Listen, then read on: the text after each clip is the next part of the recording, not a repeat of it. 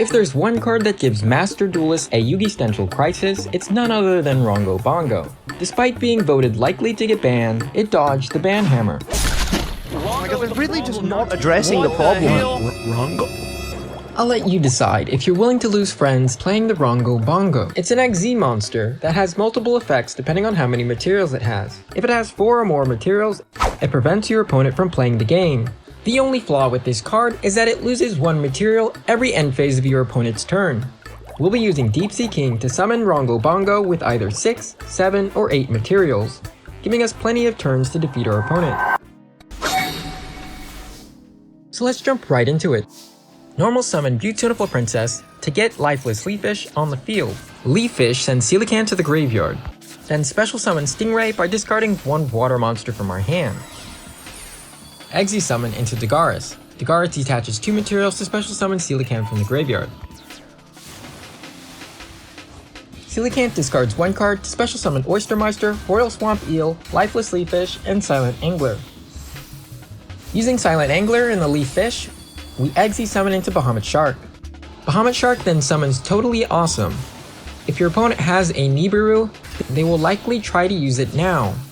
We then send Coelacanth to the graveyard using any Link 2 monster, Masquerena being the best here because we'll be using it to make a Link 4 that cannot be destroyed by card effects. Lan Ferencis is a budget-friendly alternative.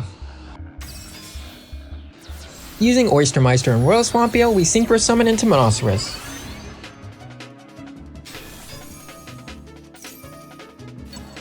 White Aura Monoceros then brings Coelacanth back from the graveyard. We'll have to summon Coelacanth in the 4th or 5th monster zone. And Oystermeister gives us a token. And then using Bahamut Shark, Totally Awesome, and our Oyster token, we Link summon into Lightsworn Dominion. Totally Awesome's effect activates when sent to the graveyard. We'll be using Totally Awesome to add Silent Angler from the graveyard to our hand. Dominion sends 0 Day from our deck to the graveyard and the top 3 cards from our deck. Then using Dominion, Monoceros, and Masquerena, we Link summon into Borrelsword Dragon.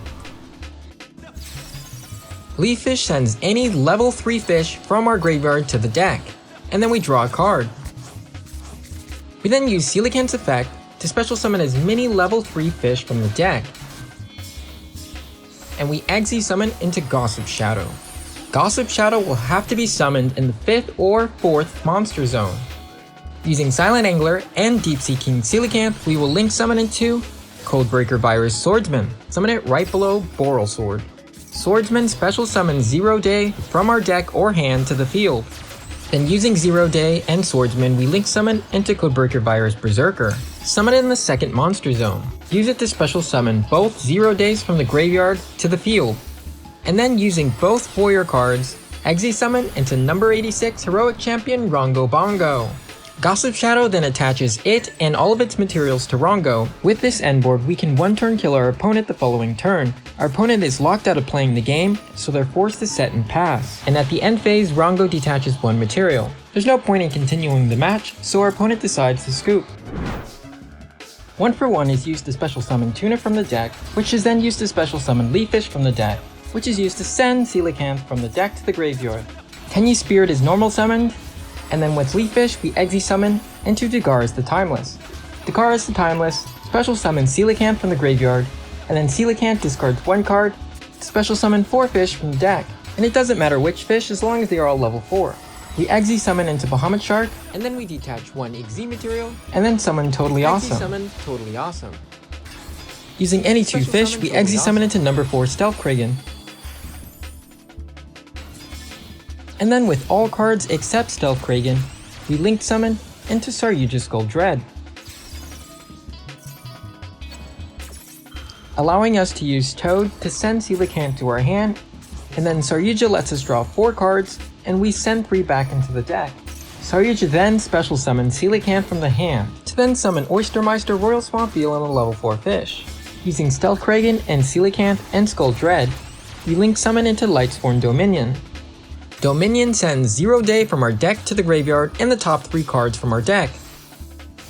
Using Oystermeister and Royal Swamp Eel, we Synchro summon into White Aura Monoceros.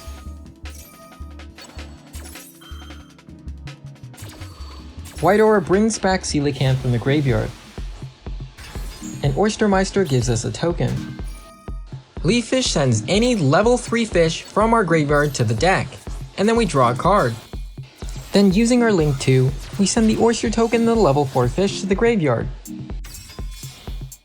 Monoceros and Masquerena, we Link summon into Borrelsword Dragon. We then use Coelacanth's effect to special summon as many level 3 fish from the deck, and using 3 of those level 3 fish, we Exi summon into number 75 Gossip Shadow. Left Hand Shark and Coelacanth will be sent to the graveyard to Link summon into Codebreaker Virus Swordsman. Swordsman special summons 0 Day from our deck or hand to the field. Then using 0 Day and Swordsman, we Link summon into Codebreaker Virus Berserker. Summon it in the second monster zone. Use it to special summon both 0 Days from the graveyard to the field. Then Exi summon into Rhongo and trigger Gossip Shadow's effect. We pass the turn to our opponent. The opponent uses Lightning Storm to destroy all cards in attack position. And this is why I use IP Masquerena, to summon a Borrelsword that cannot be destroyed by card effects. We enter the battle phase. Rhongo attacks Ava. Borrelsword then goes in for a direct attack.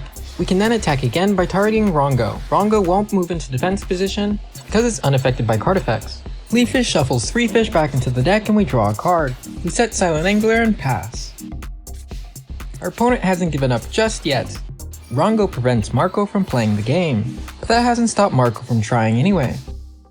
We use Leaf Fish to shuffle 3 fish back into the deck, and then we get hit with Ash Blossom, negating its effect. I use a spell card for no reason. We enter the battle phase, and then Borrelsword attacks, destroying the opponent's monster.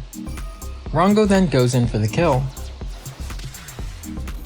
This is unnecessary overkill, but if you want to summon an 8 material Rhongo Bongo for the memes, then you can add Zexal Field to your deck. You can use Zexal Construction to search for Zexal Field and add it to your hand. After you've done your combo and you've reached the point where you summon Gossip Shadow, you can activate Zexal Field's effect to add a Totally Awesome from the graveyard to Gossip Shadow as another material. And now you have an 8 material Rhongo Bongo. Eldlich is now quaking in his golden boots. Borrelsword goes in for an attack, borrowing half of the attack of our opponent's monsters. We hit him for 3000 damage, and we go for a second attack. Our opponent sets 5 cards and passes. At the end phase, Rhongo detaches 1 material.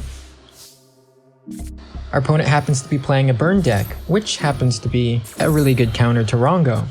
Secret Barrel does 200 damage for each card we have on the field and in our hand, while Just Desserts does 500 damage. We get hit with a total of 4000 burn damage. We attack with Rhongo and are forced to take the damage. We go in for an attack with Coelacanth, and our opponent activates a Magic Cylinder.